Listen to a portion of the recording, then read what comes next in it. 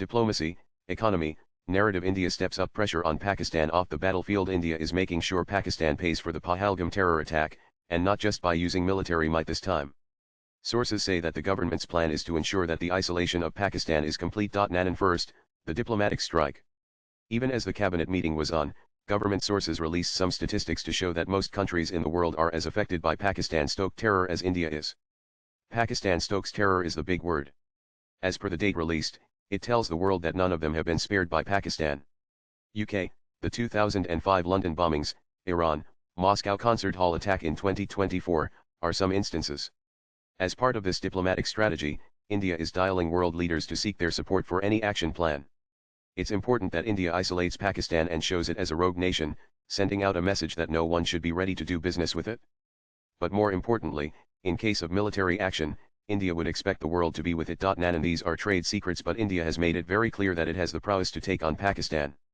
That's why Prime Minister Narendra Modi has been meeting the Chief of Defence Staff, Armed Forces Chiefs and Defence Minister Rajnath Singh. The aim is to make it clear to Pakistan that India means business and action would come soon. Behind the scenes, India has been negotiating with countries like Israel, US, France for equipment to embolden its military resources.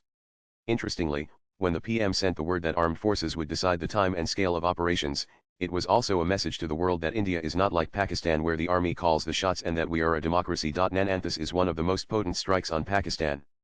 The Indus Water Treaty being suspended has hurt Pakistan already in terms of its agriculture and water supply. Pakistan is facing food inflation and shortage.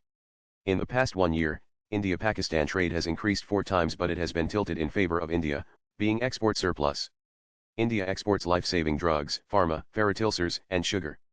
This being scrapped as well as e-commerce will hit Pakistan hard. Not just this, third-party routes like Dubai, too, are being monitored to ensure that Pakistan doesn't export or trade through these routes.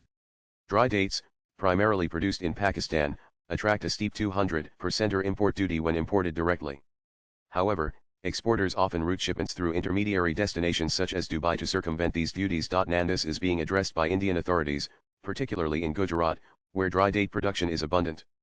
The move could significantly impact Pakistan's dry date exports, which heavily rely on indirect routing to reach the Indian market. Swipe left for next video. And several actions have been taken against Pakistan supporting YouTubers and social media handles.